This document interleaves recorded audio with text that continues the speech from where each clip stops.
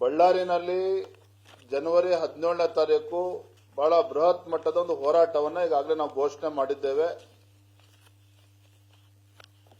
ಅಲ್ಲಿ ಒಂದು ರೀತಿ ಆತಂಕದ ವಾತಾವರಣ ಇರುವಂತದ್ದು ಸತ್ಯ, ಅದನ್ನ ಅಲ್ಲಗಳೆಯೋದಕ್ಕೆ ಸಾಧ್ಯ ಇಲ್ಲ.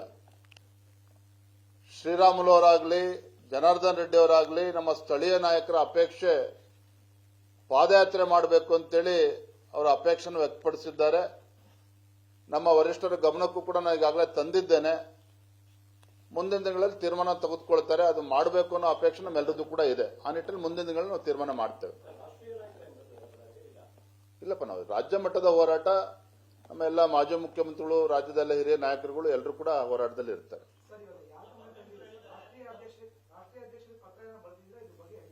ಏನಪ್ಪ, ರಾಷ್ಟ್ರೀಯ ಅಧ್ಯಕ್ಷರಿಗೆ ಬೇರೆ ಬೇರೆ ವಿಚಾರಗಳಲ್ಲಿ ಪತ್ರ ಬರೆದಿದ್ದೇನೆ. ಆದರೆ ಹೋರಾಟಗಳ ಬಗ್ಗೆ ನಾನು ಮೌಖಿಕವಾಗಿ ಕೂಡ ಮಾತನಾಡಿದ್ದೇನೆ. ಅದ್ರ ಬಗ್ಗೆ ತಿಳಿಸ್ತಾರೆ ನನಗೆ. ಮೈಸೂರಿನಲ್ಲೂ ಕೂಡ, ಯಾಕೆಂದ್ರೆ ಮೈಸೂರಿನಲ್ಲೇ ಮಾನ್ಯ ಮುಖ್ಯಮಂತ್ರಿಗಳವರ ತವರು ಜಿಲ್ಲೆ. ಯಾವ ರೀತಿ ಡ್ರಗ್ ಫ್ಯಾಕ್ಟರಿನ ಮಹಾರಾಷ್ಟ್ರದಿಂದ ಪೊಲೀಸರು ಬಂದು ಅಲ್ಲಿ ಫ್ಯಾಕ್ಟರಿನ ಮುಚ್ಚಿಸುವಂತ ಕೆಲಸ ಮಾಡಿದ್ರು, ಯಾವ ರೀತಿ ಡ್ರಗ್ಸ್ ಇವತ್ತು ಇಡೀ ಮೈಸೂರು ಕೂಡ ಒಳಗೊಂಡಂತೆ ರಾಜ್ಯಾದ್ಯಂತ ಯಾವ ರೀತಿ ಡ್ರಗ್ ಇವತ್ತು ಮಾಫಿಯಾ ಹರಡಿದೆ, ಇವೆಲ್ಲ ತೆಗೆದುಕೊಂಡು ಮೈಸೂರಿನಲ್ಲಿ ಅದನ್ನ ಹೋರಾಟ ಕೈಗೆತ್ತಿಕೊಳ್ಬೇಕು ಅಂತ ತೀರ್ಮಾನ ಆಗಿದೆ. ಇನ್ನು ಪಾದಯಾತ್ರೆ ಬಗ್ಗೆ ಮಾಡೋದಿಲ್ಲ ಅಂತ ಹೇಳ್ತಲ್ಲ, ಅದ್ರ ಬಗ್ಗೆ ನಾವು ಕೂಡ ಮಾಡಬೇಕು ಅನ್ನೋ ಅಪೇಕ್ಷೆ ಎಲ್ಲ ಪ್ರಮುಖರು ಕೂಡ ವ್ಯಕ್ತಪಡಿಸಿದ್ದಾರೆ. ವರಿಷ್ಠರು ಮಾತಾಡಿ ಅದಕ್ಕೆ ತೀರ್ಮಾನವನ್ನು ತೆಗೆದುಕೊಳ್ತೇವೆ.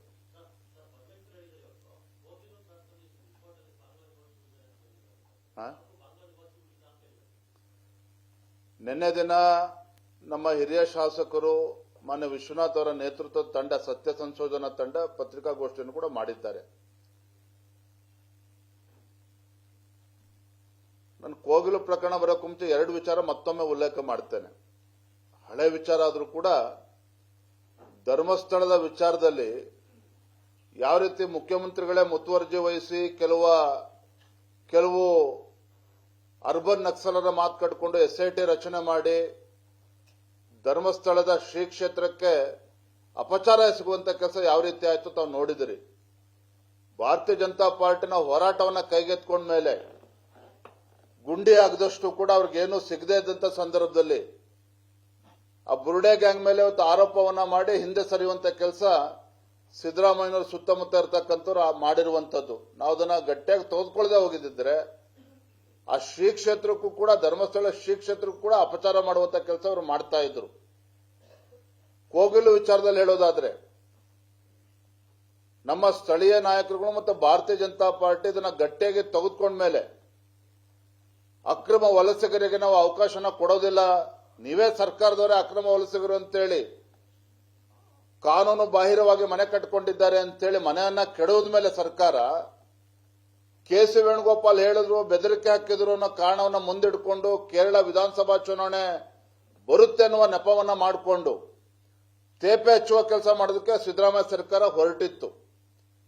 ಆದ್ರೆ ಯಾವಾಗ ನಾವು ಅದನ್ನ ಬಿಗಿಯಾಗಿ ತೆಗೆದುಕೊಂಡು ಯಾವುದೇ ಕಾರಣಕ್ಕೂ ಕೂಡ ಈ ರೀತಿ ಅಕ್ರಮ ವಲಸಿಗರಿಗೆ ನಾವು ಅವಕಾಶನ ಕೊಡೋದಿಲ್ಲ, ರಾಜ್ಯದ ತೆರಿಗೆದಾರರ ಹಣವನ್ನ ಪೋಲ್ ಮಾಡೋದಕ್ಕೆ ನಾವು ಬಿಡೋದಿಲ್ಲ, ಲಕ್ಷಾಂತರ ಬಡವರು ಇವತ್ತು ಅರ್ಜಿಗಳನ್ನು ಹಾಕಿ ಕೂತಿದ್ದಾರೆ, ಅವರಿಗೆ ಮನೆಗಳನ್ನ ಕೊಡೋದಕ್ಕೆ ಕಾಂಗ್ರೆಸ್ ಸರ್ಕಾರಕ್ಕೆ ಸಾಧ್ಯ ಆಗಿಲ್ಲ ಅಂತ ಹೇಳಿದ ಮೇಲೆ ಯಾರ್ಯಾರಲ್ಲಿ ಅಕ್ರಮ ವಲಸಿಗರಿದ್ರು ರಾತ್ರೋರಾತ್ರಿ ಅವ್ರನ್ನ ಎತ್ತಂಗಡಿ ಮಾಡುವಂತ ಕೆಲಸ ಕೆಲವರು ಕಾಂಗ್ರೆಸ್ ಮುಖಂಡರ ನೇತೃತ್ವದಲ್ಲಿ ಆಗಿದೆ ಅನ್ನೋ ಮಾಹಿತಿನೂ ಕೂಡ ಬರ್ತಾ ಇದೆ.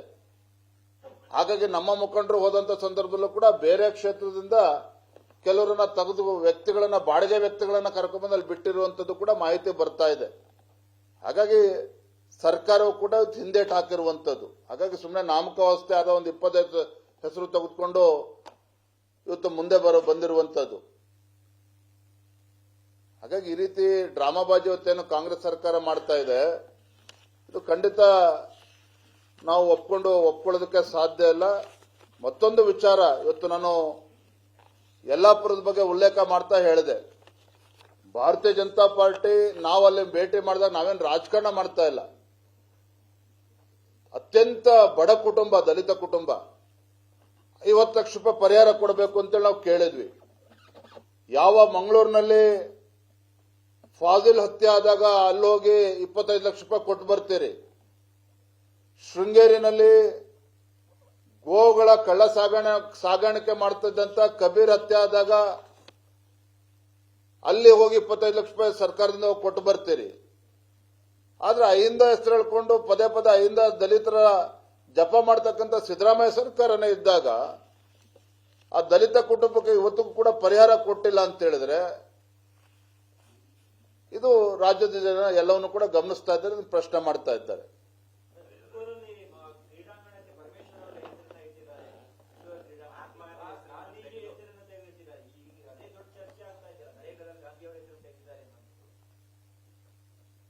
ಮೊದಲನೇದಾಗಿ ಮಹಾತ್ಮ ಗಾಂಧಿಯವರ ಬಗ್ಗೆ ಕಾಂಗ್ರೆಸ್ ಅವರ ಮೊಸಳೆ ಕಣ್ಣೀರು ಅನ್ನೋದನ್ನ ನಾವು ಹಲವಾರು ಬಾರಿ ಅದನ್ನ ಪ್ರಸ್ತಾಪ ಮಾಡಿದ್ದೇವೆ. ಮುಖ್ಯಮಂತ್ರಿಗಳು ತನ್ನ ಕ್ಯಾಬಿನೆಟ್ ಮೀಟಿಂಗ್ ಅಲ್ಲಿ ಏನೋ ವಿಶೇಷ ಅಧಿವೇಶನ ಕರಿತೀವಿ ಅಂತ ಏನೋ ತೀರ್ಮಾನ ಮಾಡೋದಕ್ಕೆ ಹೊರಟಿದ್ದಾರೆ. ಕರೀಲಿ ಅಲ್ಲೂ ಕೂಡ ಚರ್ಚೆ ಮಾಡ್ತೇವೆ. ಇವತ್ತು ಇಂಥ ಸಂದರ್ಭದಲ್ಲಿ ಮಹಾತ್ಮ ಗಾಂಧಿ ಹೆಸರು ಕೈ ಬಿಟ್ಟು ಇವ್ರ ಹೆಸರು ಹಿಡ್ಕೊಳಕ್ ಹೊರಟಿದ್ದಾರೆ ಅಂತ ಹೇಳಿದ್ರೆ ಇದಕ್ಕೆ ಫಸ್ಟ್ ರಾಹುಲ್ ಗಾಂಧಿ ಉತ್ತರ ಕೊಡ್ಲಿ, ಸಿದ್ದರಾಮಯ್ಯನವರು ಫಸ್ಟ್ ಉತ್ತರ ಕೊಡ್ಲಿ. ನಾವು ಸದನದಲ್ಲೂ ಕೂಡ ಅದನ್ನು ಪ್ರಶ್ನೆ ಮಾಡ್ತೇವೆ.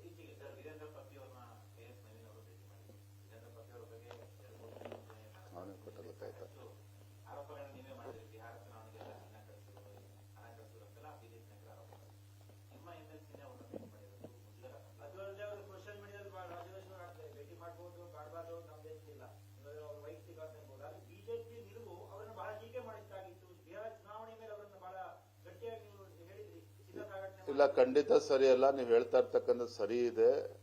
ಒಬ್ಬ ಜನಪ್ರತಿನಿಧಿಗಳು ನಾವು ಹೇಗೆ ನಡ್ಕೊಳ್ತೇವೆ ಅಂತಕ್ಕಂಥದ್ದು ಜನಸಾಮಾನ್ಯರು ಗಮನಿಸ್ತಾ ಇರ್ತಾರೆ. ಯಾವ ಸಂದರ್ಭದಲ್ಲಿ ಎಲ್ಲಿ ಯಾವತ್ತು ಮತ್ತೆ ಯಾಕೆ ಭೇಟಿ ಮಾಡಿದ್ರು ಅದರ ಮಾಹಿತಿಯನ್ನ ಇದಾದ್ಮೇಲೆ ಪತ್ರಿಕಾಗೋಷ್ಠಿ ಆದ್ಮೇಲೆ ನಾನು ಪಡೆದುಕೊಳ್ತೇನೆ.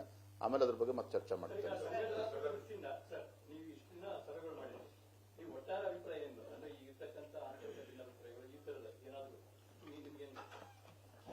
ನೀವು ಈ ಪ್ರಶ್ನೆ ಕೇಳ್ತಾ ಇದ್ರಿ ಅಂತ ಮಾತನ್ನ ಹೇಳ್ತಾ ಇಲ್ಲ. ಒಟ್ಟಾರೆಯಾಗಿ ಈ ಕಳೆದ 5ನೇ ತಾರೀಕಿಂದ ನಮ್ಮ ಸರಣಿ ಸಭೆಗಳು, ಜಿಲ್ಲಾ ಸಭೆಗಳು ನಡೆದಿದ್ದಾವೆ. ರಾಜ್ಯದ ಅಧ್ಯಕ್ಷನಾಗಿ ನನಗಾಗಲಿ ನಮ್ಮ ಪಕ್ಷದ ಹಿರಿಯರಿಗಾಗಲಿ ಎಲ್ಲರೂ ಕೂಡ ಒಂದು ಸಂತೃಪ್ತಿ ಇದೆ, ತೃಪ್ತಿ ತಂದಿದೆ. ಯಾಕಂದ್ರೆ ಸ್ಥಳೀಯ ಸಮಸ್ಯೆಗಳು ಅದನ್ನು ಬಗೆಹರಿಸುವಂತ ಕೆಲಸ ಕೂಡ ಆ ಸಭೆನಲ್ಲಿ ಆಗಿದೆ. ಎಲ್ಲಾ ದೃಷ್ಟಿಯಿಂದ ಸಂಘಟನಾತ್ಮಕ ನಿಜವಾಗ್ಲೂ ಕೂಡ it's a very positive development ನನ್ನ ಪ್ರಕಾರ. ನನಗೆ ತೃಪ್ತಿ ಇದೆ. ಇವತ್ತು ನಾಳೆನಾ? ಓಕೆ.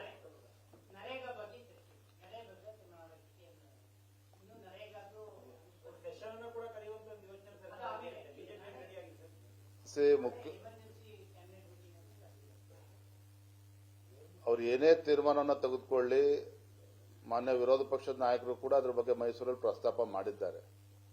ಆದ್ರೆ ಅವರು ಏನೇ ವಿಶೇಷ ಅಧಿವೇಶನ ಕರೆದಾಗ ಅಲ್ಲಿ ಸಮರ್ಪಕವಾಗಿ ನಮ್ಮ ಸರ್ಕಾರದ ನರೇಂದ್ರ ಮೋದಿಜಿಯವರ ನೇತೃತ್ವದ ನಮ್ಮ ಬಿಜೆಪಿ NDA ಸರ್ಕಾರ ಏನು ಒಂದು ಬಿಲ್ಲನ್ನು ಪಾಸ್ ಮಾಡಿದೆ, ಕಾಯ್ದೆನ ತಂದಿದೆ, ಅದನ್ನ ಸಮರ್ಪಕವಾಗಿ ಅದನ್ನ ಸದನದಲ್ಲಿ ನಾವು ಪ್ರಸ್ತಾಪ ಮಾಡ್ತೇವೆ.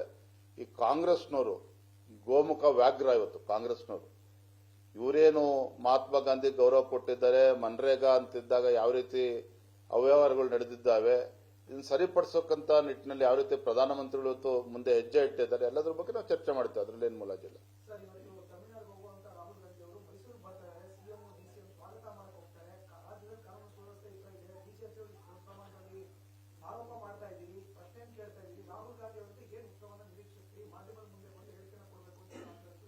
ರಾಹುಲ್ ಗಾಂಧಿಯಿಂದ ನಾಯಕ್ ನಿರೀಕ್ಷೆ ಮಾಡಲಿ? ನಾನು ಅವರಿಂದ ರಾಹುಲ್ ಗಾಂಧಿಯಿಂದ ನಾನೇ ನಿರೀಕ್ಷೆ ಮಾಡುವಂಥದ್ದೇನಿಲ್ಲ. ನಾವು ಇವತ್ತು ಒಂದು ವಿರೋಧ ಪಕ್ಷವಾಗಿ ನಾವು ಪ್ರಶ್ನೆ ಮಾಡುವಂಥದ್ದು ರಾಜ್ಯ ಸರ್ಕಾರಕ್ಕೆ, ರಾಜ್ಯದ ಮುಖ್ಯಮಂತ್ರಿಗಳಿಗೆ, ಈ ಸರ್ಕಾರಕ್ಕೆ ನಾವು ಪ್ರಶ್ನೆ ಮಾಡುವಂಥದ್ದು. ರಾಹುಲ್ ಗಾಂಧಿಗೆ ನಾನೇ ಯಾಕೆ ಮಾಡಲಿ? ಎಸ್ ಸರ್, ಥ್ಯಾಂಕ್ ಯು, ಧನ್ಯವಾದಗಳು. ನಿರ್ಭೀತ, ನಿಷ್ಪಕ್ಷಪಾತ, ವಿಶ್ವಾಸಾರ್ಹ ಸುದ್ದಿಗಳಿಗೆ ಮತ್ತೊಂದು ಹೆಸರಾಗಿರುವ ನ್ಯೂಸ್ 18 ಕನ್ನಡ ಈಗ ಆಪ್ನಲ್ಲೂ ಲಭ್ಯವಿದೆ. ದಯವಿಟ್ಟು ಇಲ್ಲಿರುವ QR ಕೋಡ್ ಸ್ಕ್ಯಾನ್ ಮಾಡಿಕೊಂಡು ಆಪ್ ಡೌನ್ಲೋಡ್ ಮಾಡೋದಕ್ಕೆ ಮರಿಬೇಡಿ. ನಿಮ್ಮ ಬೆಂಬಲ ಹೀಗೆ ಸದಾ ನಮ್ಮೊಂದಿಗಿರಲಿ. ಧನ್ಯವಾದ.